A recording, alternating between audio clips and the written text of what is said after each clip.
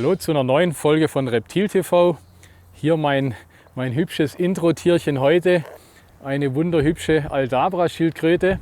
Jetzt werden einige sagen, das hat man ja schon letzten Monat, die Aldabras auf den Seychellen.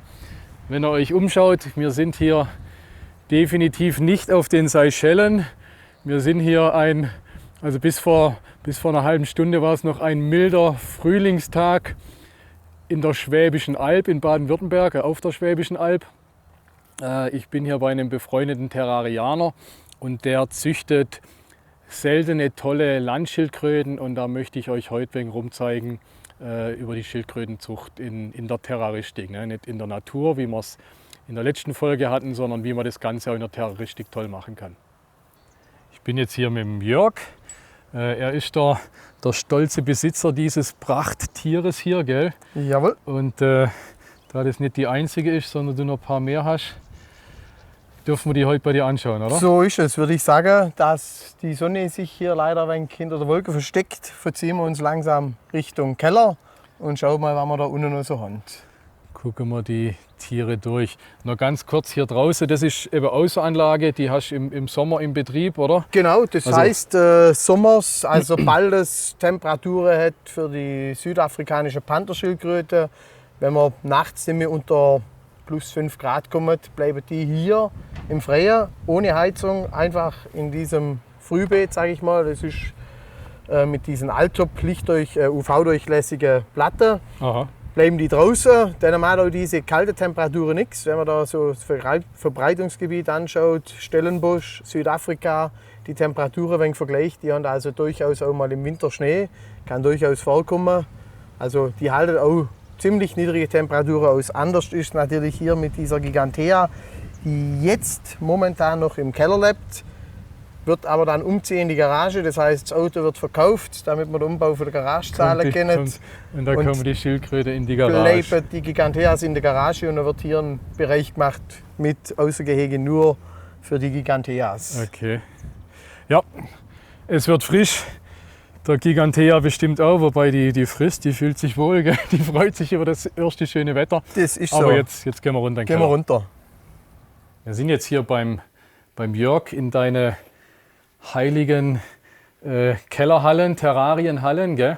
Der Jörg hat wirklich absolute Raritäten an Landschildkröte. Gell? Hast rein Landschildkröte, keine Wasser. Da schauen wir uns jetzt ein wenig um.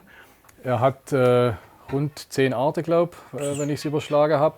Ja. Also wir werden sehen, Testudo Kleinmanni, Geochilone pardalis, Pardalis babcocki, was haben wir noch? Aldabra Chellis gigantea, Gigantea, genau. Psammobates oculiverus, Psammobates tenturius feroxi, Homopus areolatus, Melanocellis tricarinata, Geomedia japonica.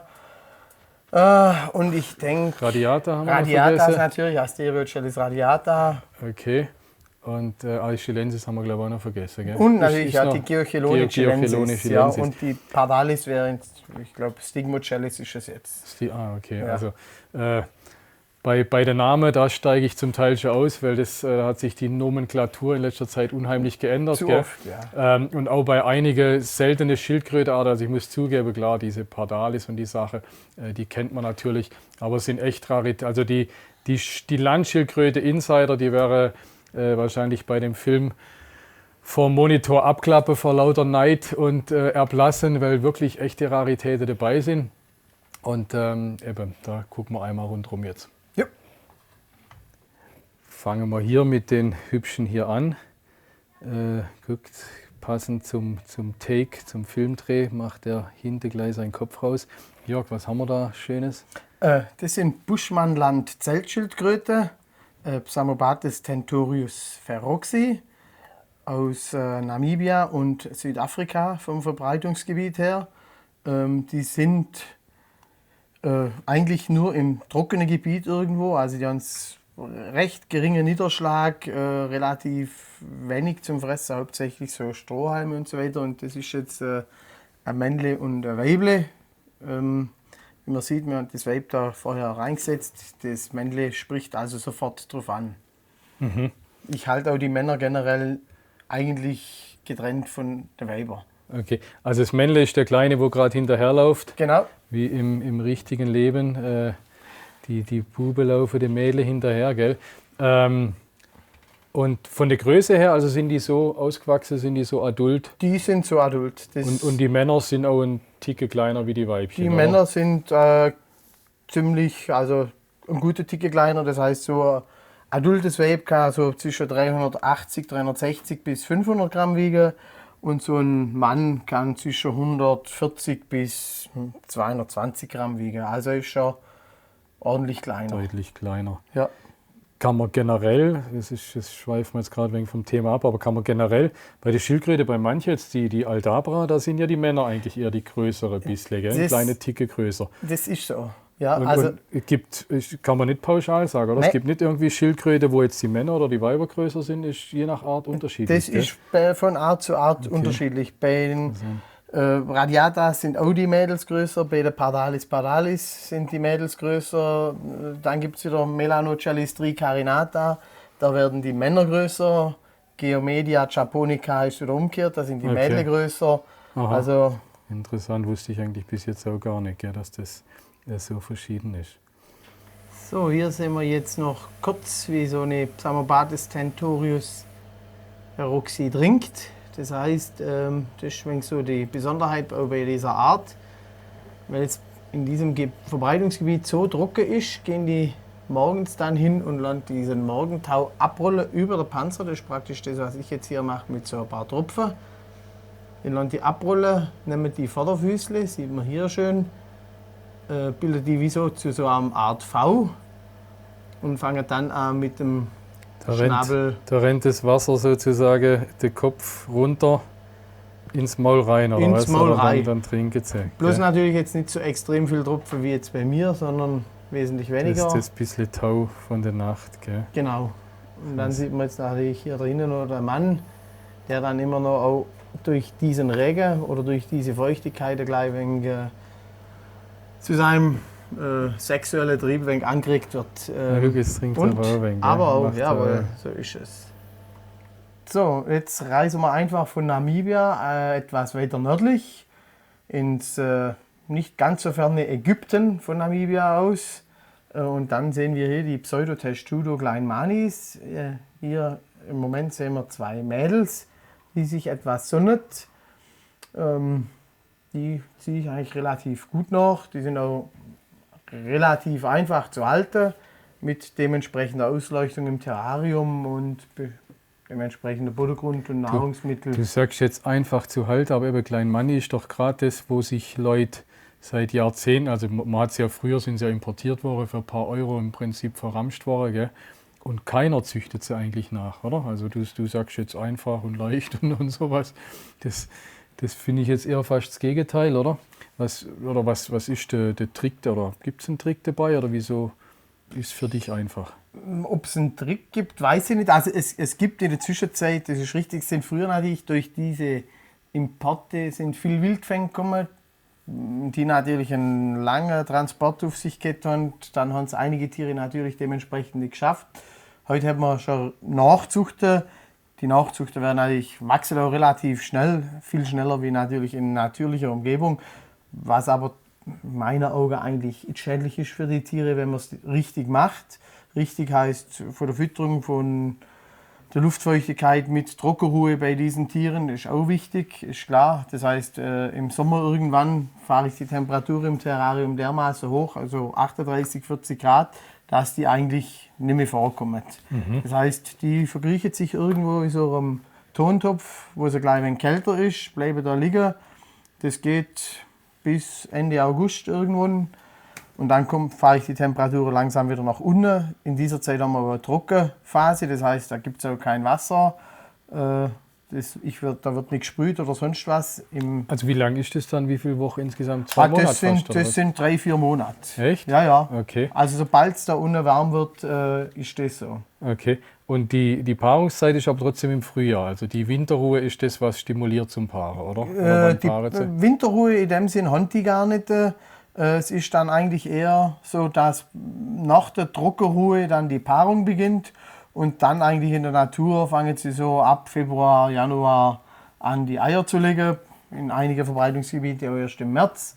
Und dann so circa zwischen 80 und 110 Tage später schlüpft dann die kleine Schildkröte.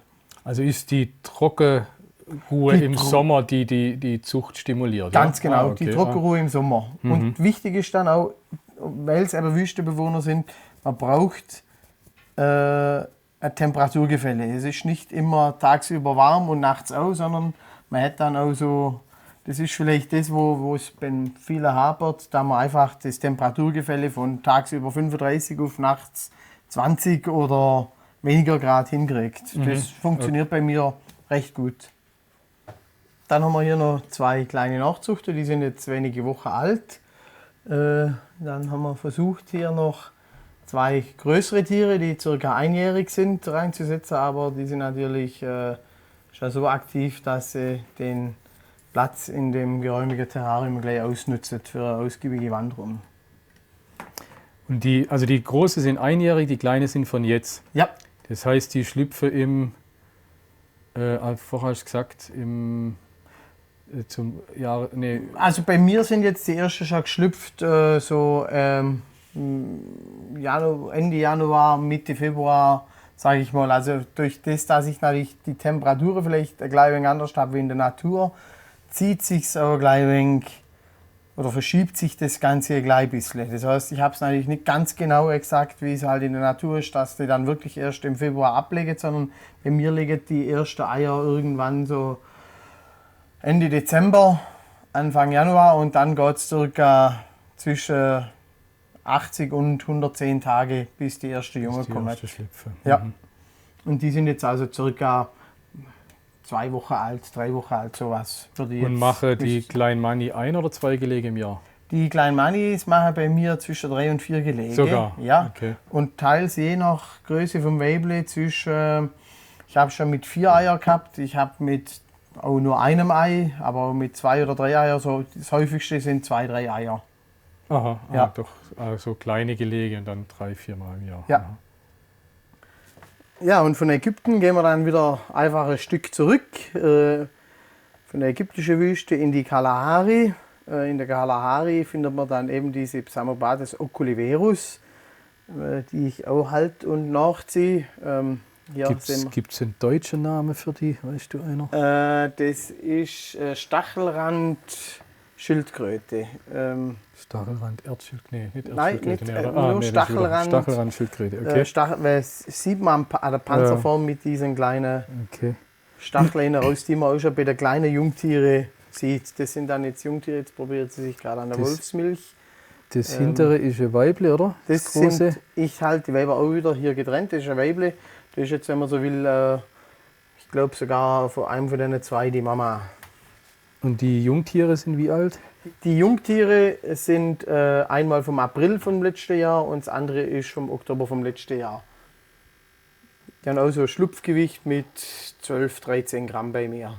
Aha, recht groß. Recht groß schon. Ich habe auch heute Morgen ganz geschickt ein Ei gefunden, ausgraben. Da habe ich ja gestern gesehen, das könnte ich gerade noch mal kurz holen, damit wir mal, das kann ich kurz nebenan legen. Das ist jetzt bei mir noch kalt gestellt, das heißt, ich lege die Eier immer 6 Wochen kalt bei so 18 Grad rum und fahre dann erst langsam die Temperatur hoch und dann kommen sie in den Inkubator, damit sich der Prozess für die Eientwicklung stattfindet. Jetzt speziell bei denen? Speziell bei denen, speziell bei der PTVs, also bei der Feroxis, bei der Pardalis mache ich es genau gleich und auch bei der Radiatas. Du legst die Eier erst 6 Wochen ins Kühle? Ja. Okay, und was in der Natur, oder lege die ihre, oder ist die Eiablage, ja, jetzt so wie bei den kleinen Manis auch im Prinzip vor der kühlere Winterzeit oder oder gibt es was Vergleichbares in der Natur? Das ist so ähnlich, das heißt, die legen so die Eier kurz vor dem Winter irgendwann ab. Der Winter geht natürlich da unten auch etwas kürzer wie bei uns. Das heißt, die haben eine Kaltphase auch von ca. 2, eventuell auch oft 3 Monate. Und dann fängt die Temperatur wieder an zu steigen und das gibt dann für das Ei so den Impuls, jawohl, jetzt musst du dich entwickeln. Und ähnlich ist es dann auch beim Schlupf. Das heißt, wenn die jetzt hier drin wären, die Eier, dann müsste ich, wenn ich es mitkriegen würde, irgendwann anfangen, mit Wasser zu gießen. Das heißt, die merken dann, dass von oben Wasser kommt, dass sich der Boden lockert. Also dieser Boden, dieser Sand ist auch sehr hart.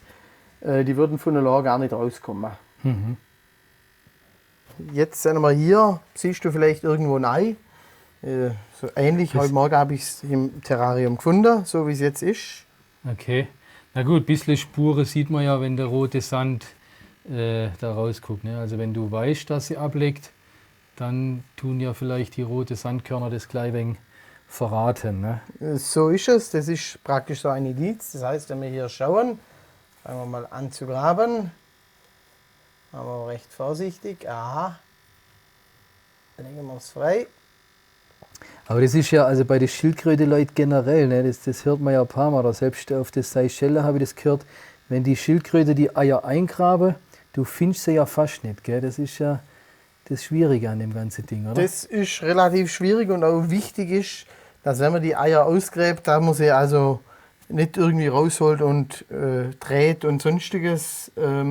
Das heißt, wenn das Ei eine gewisse Zeit drin war, kann es sein, fängt sich schon an zu entwickeln. Wenn man es dann drehe, schüttle, wie bei egal den was. anderen Reptilien-Eier darf Ganz die, genau. also oben muss oben bleiben. Ja? Ganz ist das genau. bei denen genauso? Ja. Okay. Und da sieht man dann auch das Größenverhältnis gerade relativ schön, von einem einjährigen Tier fast zum Ei. Das war jetzt praktisch der Vorführeffekt. Genau. Jawohl. Okay. Also du, dann bring das Ei wieder In Sicherheit. In Sicherheit, genau. Nicht, dass wir hier noch das Schildkröte-Baby vorzeitig ein Ende setzen. Also ich dachte ja, dass ich mich eigentlich mit Schildkröte auch einigermaßen, oder zumindest mit Landschildkröte ganz gut auskenne. Aber da stehe ich schon wieder davor und weiß nicht, was das ist, Jörg. Das sind Homopus areolatus, auch Verbreitungsgebiet Südafrika. Ich habe hier ein Männchen aus dem Stadbuk. Das Tier ist in Namibia groß geworden, in Namibia nachzüchtet worden und wurde dann übers Stadbuk eingeführt. Das heißt, das Tier ist registriert. Es wird vermeldet, wenn es Nachzuchter produziert, damit man einfach, wenn diese Art, die relativ selten ist, auch im Blick hat. Vielleicht hier noch zu erwähnen wäre, dass wir an dieses Tier gekommen sind über den Alfred Schleicher, der in Namibia natürlich ein Schildkröte-Experte ist, der seinesgleichen sucht, was diese Arten von Südafrika und Namibia anbelangt und der auch Touren und solche Sachen anbietet, die sicher super interessant sind. Nicht nur für Schildkröte, sondern allgemein für Reptilien, weil er sich natürlich mit Reptilien im Allgemeinen von Namibia und so auskennt. Jetzt müssen wir nochmal auf das Stadtbook zurückkommen. Das wäre viele nicht wissen, was das ist. Das ist so eine internationale Art Zuchtgemeinschaft, oder? Wo besonders seltene Arten, oder sind da wahrscheinlich dann auch Anhang A, schätze ich mal, oder? Die sind noch Anhang B. Sogar, okay. Ja. Sind aber natürlich in der Natur auch schon relativ selten. Also ich denke, dass die irgendwann einmal hochgestuft werden. Wobei man jetzt fairerweise sagen muss, sie lernt sich relativ gut nachziehen. Und es ist natürlich für Terrarienbedingungen eine super Schildkröte, weil die natürlich mit 10 cm sehr klein bleibend ist. Das sieht man jetzt auf der Kamera vielleicht ganz schlecht oder nicht gut. Aber das sind ja, das sind kleine Schildkröten. Ich weiß nicht, ich kann mal meine Hand daneben halten, wobei jetzt will ich den Mann nicht stören, der da hinter dem kleinen Weibchen, das ist der Mann, gell, der da hinterher marschiert. Das ist der Mann. Interessant auch bei dieser Schildkröte ist, dass wenn der Mann paarungsbereit wird, verfärbt sich sein Nas. Die wird irgendwann so richtig hellrosa. Der kriegt auch richtig geile Farbe, Ach, was? wenn der paarungsbereit ist. Okay, ja. Kriegt er eine rosa Nase. Das ist, ich mache das ja schon lange mit der Terroristik, aber es gibt immer wieder Dinge, die ich nicht wusste. Das ist natürlich oberoriginell, die Schildkröte mit der roten Nase, wenn es an die Paarungszeit geht. Gell? Das ist natürlich der Hammer. Und die 4 andere hast du vorher gesagt, das wären Jungtiere im Prinzip. Vom Alter her, wie sind die? Oder? Die habe ich gekriegt über einen Züchter aus Sardinien. Und die sind jetzt vom September, jetzt muss ich schon überlegen, 16. Also erst 2-jährige Tiere, ja? Anderthalbjährig, wenn man so will, 15 Monate. Ach was, okay. Die sind natürlich recht schnell gewachsen. Die wachsen also sehr schnell, sind auch leichthöckrig, wobei wenn man diesen Mann anschaut, der in der Natur groß geworden ist, auch der weist leichthöcker auf. Natürlich nicht so extrem wie jetzt diese Nachzuchten bei mir. Ja, aber Neige, eben, also es gibt ja Arten, die wirklich eben da wahnsinnig dazu neigen. Oder eben, man sieht es ja an dem Mann, selbst in der Natur eine gewisse Höckrigkeit haben. Gell? Das ist so zum Beispiel die Psammobates centurius feroxi. Da kommt auch der deutsche Name Zeltschildkröte her, weil die eigentlich so diese Höcker haben, die aussehen wie ein Zelt. Wie lauter kleine Zelte. Jetzt endlich mal wieder eine Schildkröte, die ich auch kenne. Das sind hier die klassische Radiatas, die Strahleschildkröten von Madagaskar, gell? Habe ich recht, oder Jörg? Jawohl. Und siehst mit dem Gattungsnamen, früher hieß sie, glaube ich, sogar Geochelone, jetzt heißen sie Astrochelis, gell? Jawohl. Also die madagassische Strahleschildkröte. Selbst als Nicht-Schildkröten-Insider kennt man die, wie gesagt, weil es natürlich auch so eine typische Traumschildkröte sozusagen ist von fast jedem Schildkrötenhalter, denke ich. Gell? Es ist so und es ist neben der Eleganz, sprich Sternschildkröte, die meistgeschmuggelste Schildkröte der Welt.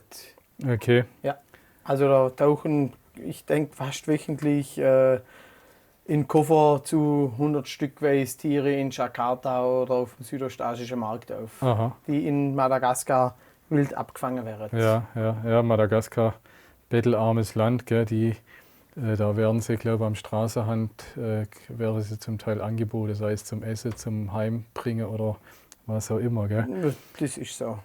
Aber kommen wir weg vom Schmuggel. Ich gehe mal schwer davon aus, deine hier sind nicht geschmuggelt. Nee, die sind nicht geschmuggelt, die sind legal nachgezogen. Das sind WA1-Tiere, das heißt, nach der Geburt werden die fotografiert auf diesem Karopapier, wie man es kennt. Dann die Bilder ans Regierungspräsidium geschickt und dann kurze Zeit später kriegt man dann auch schon die CITES-Papiere dazu mit Foto. Und dann muss man halt bei kleinen Tieren, ich nagel mich nicht fest, ich glaube alle 6 Monate Bilder machen, die man dann einfach mit anheftet. Da muss man dann nicht mehr separat ans Regierungspräsidium schicken und wenn sie dann ein größeres Alter haben, alle 5 Jahre. So, wenn ich mich musst du nachknipsen, gell? Nachknipsen. Ja. Oder chippen wäre die andere Möglichkeit. Aha, ja, wobei Chippen ja schwer umstritten ist. Gell? Das und es geht erst ab einer gewissen Größe. Ja. Eben gerade noch größetechnisch, da sind jetzt verschiedene Größen. Wie alt sind die so im Vergleich zueinander? Also das sind jetzt die größere, das sind Nachzuchten aus dem Juli 2016. Lass mir mal kurz, was meinst du mit die Größe? Ich mache mal meine Hand rein, dann sieht man auch die Größe größere. selber. Und das hier ist einfach eine Nachzucht von Ende 2017. Die ist jetzt wenige Wochen alt hier. Die ist schon verkauft mit dem weißen Punkt, geht an einen Freund von mir. Die sind natürlich bedingt, die einen Eier sind ein wenig größer.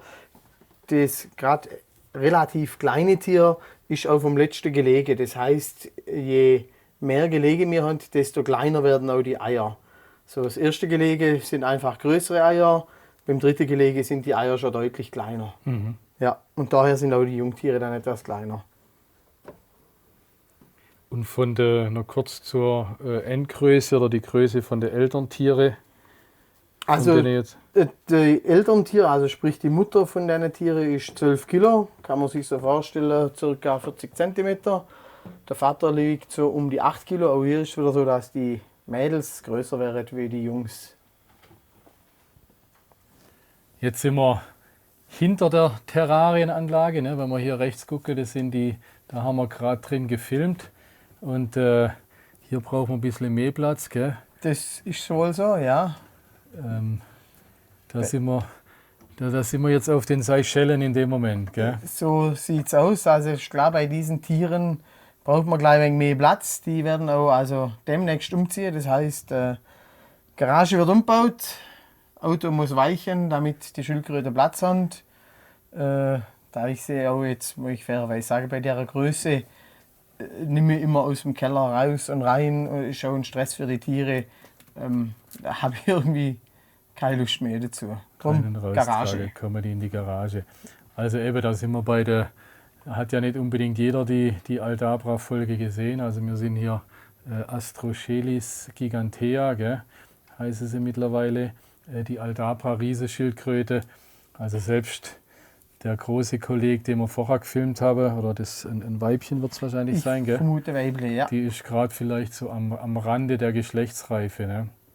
Und wird noch mal das 3, 4, 5, 6-fache von der Größe, gell? Also insgesamt vom Volumen. Die wird sicherlich noch mal einiges wachsen. Ja, das hoffen wir doch schwer. Es ist auch jetzt hier, wenn wir den Bodengrund sehen, werden sich jetzt natürlich vielleicht einige sagen, ha, wie kann man auch diese Hobelspäne. Es ist natürlich rein hygienisch gesehen das Einfachste, um sie sauber zu halten. Ist so. Ist schon bestimmt ein tadelloser Bodengrund. Das ist ja so. nichts Also dagegen. ist umstritten bei einigen Schildkrötenhalter. Für mich muss ich wirklich sagen, einfach ideal zum Sauberhalten. Ja. Gerade für die. Guck, jetzt kommt sie. Da haben wir uns auch gerade unterhalten gehabt über die, in Anführungsstrich, Intelligenz. Also sind schon mit die zutraulichste, die anhänglichste. Ne? Also diese Riesenarten, irgendwie scheint da doch noch mehr Interaktion sich zu entwickeln. Oder wie soll man sagen, Zuneigung in Anführungsstrich oder sowas. Das, Ne? ist wäre so. ja echt Also Schoßtiere fast. speziell, je größer die Giganteas werden, desto mehr mögen sie auch, sieht man jetzt schon gleich, der Hals kommt raus, denen gefällt es richtig, wenn man sie so krault. Die kleineren sind noch, wenn ich es jetzt hier gerade mal probiere, merkt man, die sind noch ein Die wenig sind ein schreckhafter. scheuer, gell? Aber ab einer gewissen Größe sind die wirklich, Liebe die das. die stehen da richtig hin. Das sieht man, hebt sich alles. Also wenn man die krault, ist fast, wenn man so vergleichen will wie ein Hund oder wie eine Katze, so ähnlich. Ja, tolle Tiere auf jeden Fall, zweifelsfrei. Und sie wachsen auch verhältnismäßig gut. Wenn man jetzt dann die Tiere da vorne anschaut, die habe ich gekauft im März oder April 2016 in so einem Terraria-Laden da, Villingen.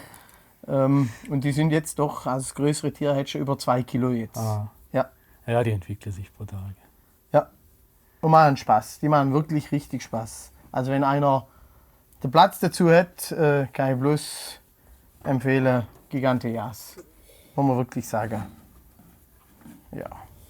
Hier sind wir jetzt auch wieder bei den Südafrikanern. Das heißt diesmal Stichmochelis pardalis pardalis.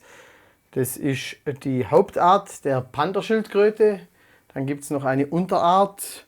Das wäre die Babcockis. Die Babcockis bleiben deutlich kleiner, bis auf diese, ich sage mal, Somalia-Riesen, die man so kennt, die auch zur Babcocki-Familie gehören.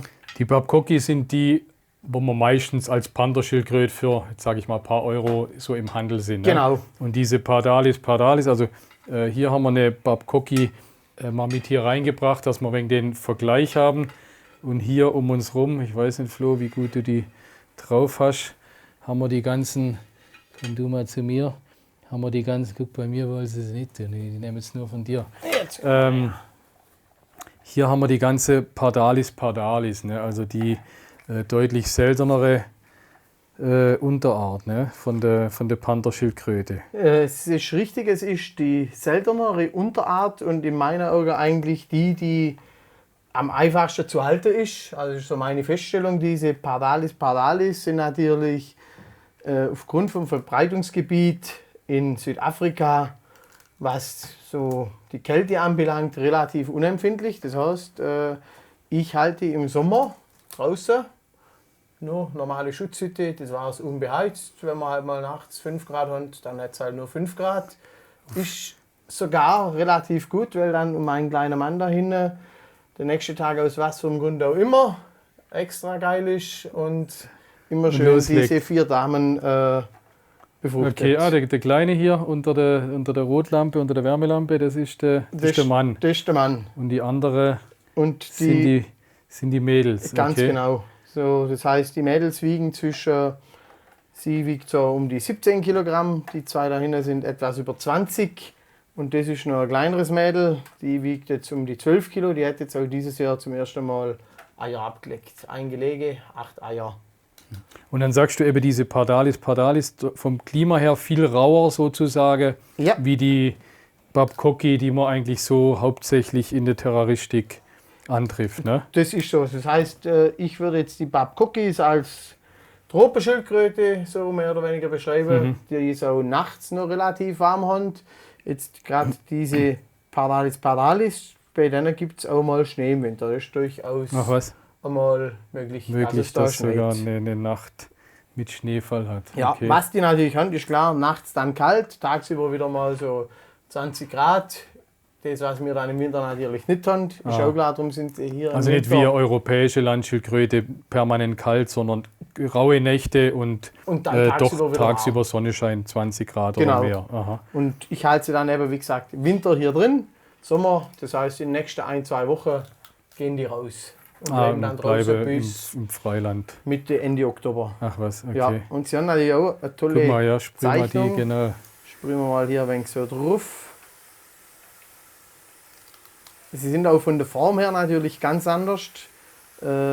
Ist schon bei den Jungtieren ganz anders. Das heißt, die Jungtiere sind weniger hoch und länglicher und haben dann auch jeweils immer 2 Punkte auf dem Schild.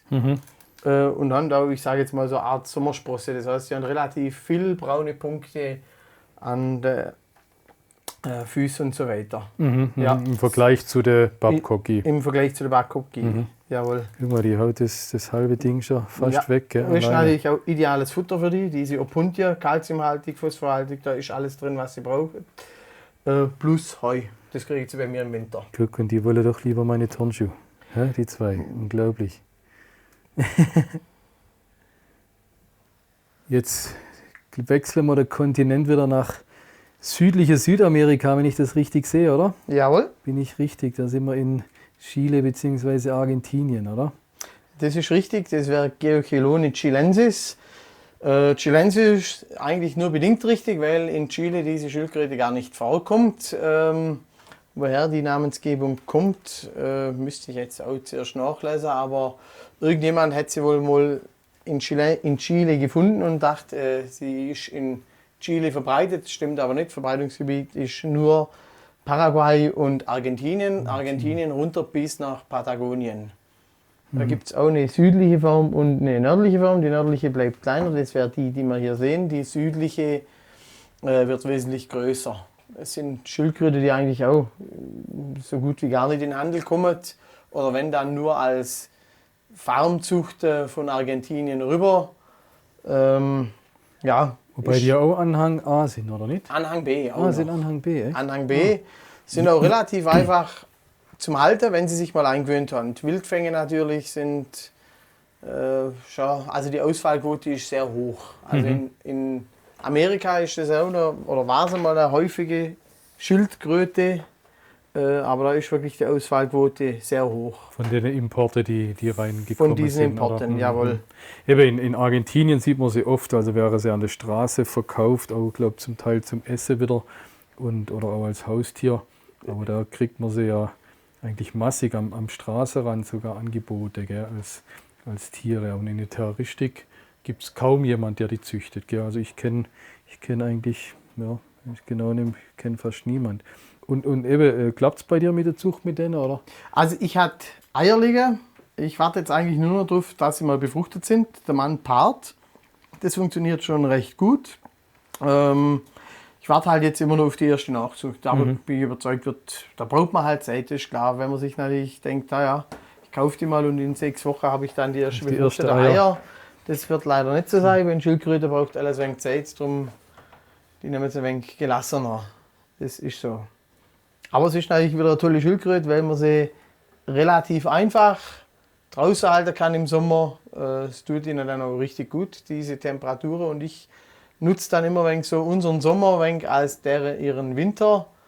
Da haben wir ja im Sommer hier bei uns auch nachts eigentlich immer relativ kalte Temperaturen und ist das gar nicht so schlecht. Jetzt reisen wir nochmal zu einem neuen Kontinent. Gehen von Südamerika einfach nach Asien. Und da sehen wir dann hier die Melanochellis tricarinata. Das sind Erdschildkröte, die da Richtung Ausstieg Himalaya vorkommen.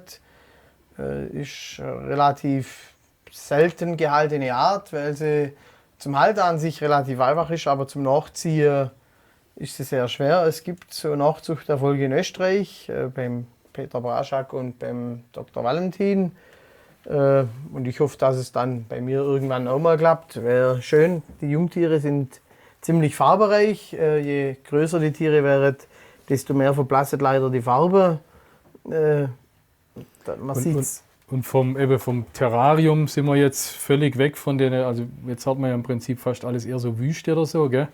Und da hast du dich jetzt wegen an das, wie soll man sagen, tropische, wobei tropisch auch nicht richtig, weil von der Temperatur auch nicht so warm, oder wahrscheinlich, gell? Aber es ist eher so Kriegt es im Sommer recht heiß, da gibt es schon bis 35, 38 Grad, kühlt aber dann auch wieder ab. Im Winter wird es dann auch relativ kalt, also die haben auch mal wie so eine Ruhephase, ähnlich Europäer, bloß dann nicht halt im Kühlschrank, sondern bei 10 Grad irgendwo, 12 Grad auf der Bühne zum Beispiel im kühlen Raum oder so, wo man sie einfach in Laub rein, kann man auch dann mehrere zusammen machen. Ich halte dann immer hier die Männer strikt getrennt auch wieder von der Dame. Das heißt dann 2 Männchen in so einem Becken und dann wieder 2 Damen in einem anderen Becken. Und ja, probier's halt. Die Männer ist eigentlich auch noch ein ganz gutes Stichwort. Also bei vielen Reptilien kannst du ja die Männer nicht zusammenhalten. In dem Fall kein Problem, wenn du die Männer als zusammenhältst. Gut, bei der. Also es geht. Nichts gemerkt. Also sie machen sich nichts. Es probiert zwar mal der eine Mann zum auf den anderen Mann aufsteigen. Die Paarung natürlich müsste man vielleicht irgendwann nochmal machen, wenn sie sich paaren. Die geht relativ grob her. Muss man wirklich sagen, also da ist durchaus machbar oder möglich, dass ein Weible mit Blessure davon kommt. Hatte ich jetzt auch, geschickterweise.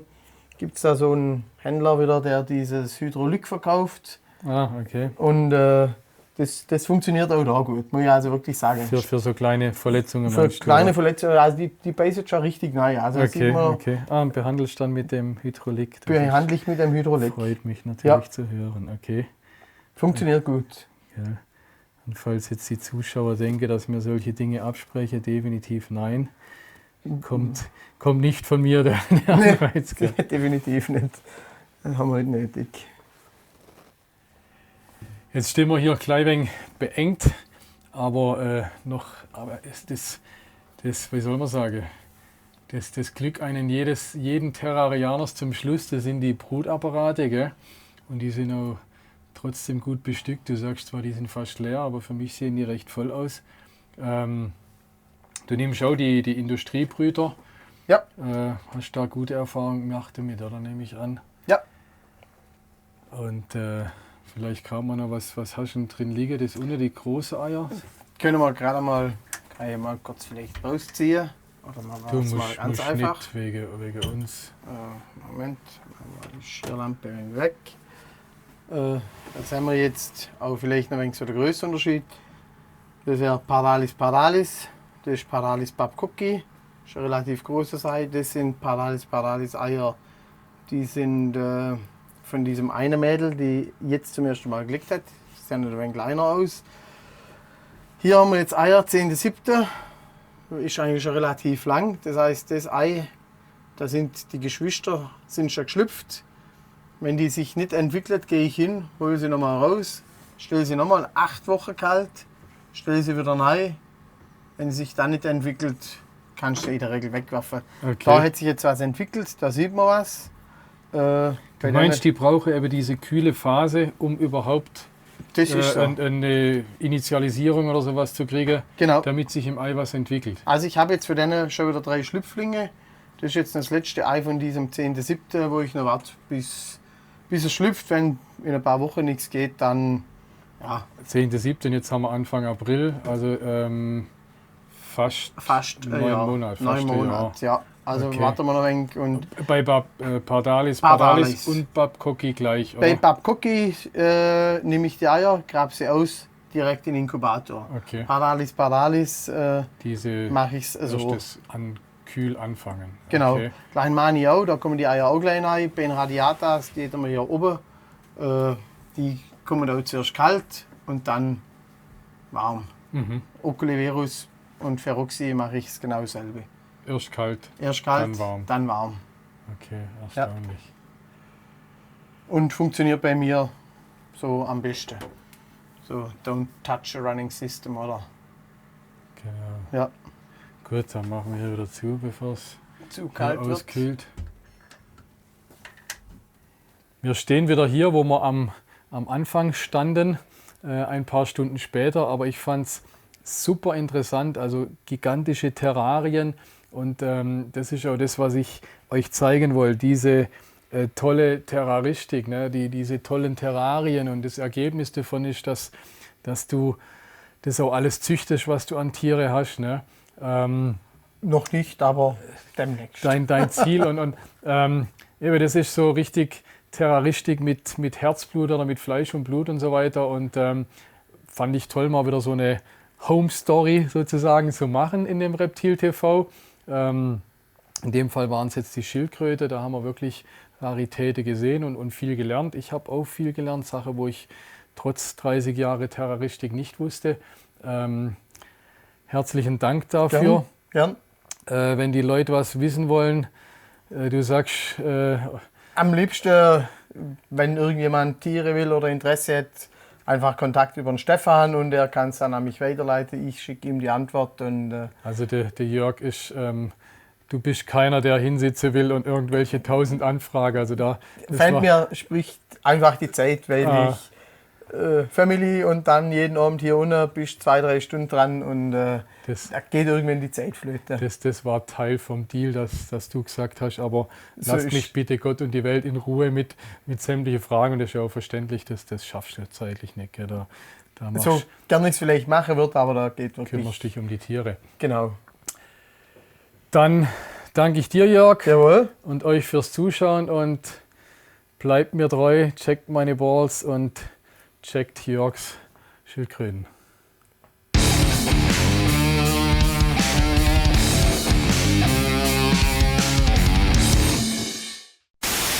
Hallo zu einer neuen Folgerin von Reptil TV. Was? Eine neue Folgerin? Das brauchst du nicht filmen, gib mir Seife. Aber das machst du halt auch nicht mehr lang, da haben die Treppen ab. Also, da ist vielleicht nochmal an Sommer gegangen, aber da immer echt Angst. Die Schildkröte wird größer, du wirst älter. Aber deswegen bin ich es nicht mehr gewöhnt, Bier. Trinke ich 4 Flaschen Bier, dann habe ich einen Zapfen. Weißt? Ja. Früher haben wir uns von den Dinger 25 reingekauft, wenn es Das passiert hat. ist Gell? richtig, ja. Gut, und das ist ja mehr so, ja, Radler. Südafrika vorkommt und dort. Sollen wir es einmal ohne Niesen machen, oder? Ich habe alles probiert. Oh, jetzt faulen mir gleich die Beine ab. Ja. Mir raus. Kennen oder wie? Ach, jetzt fange ich das Labern an. Müssen wir leider nochmal machen.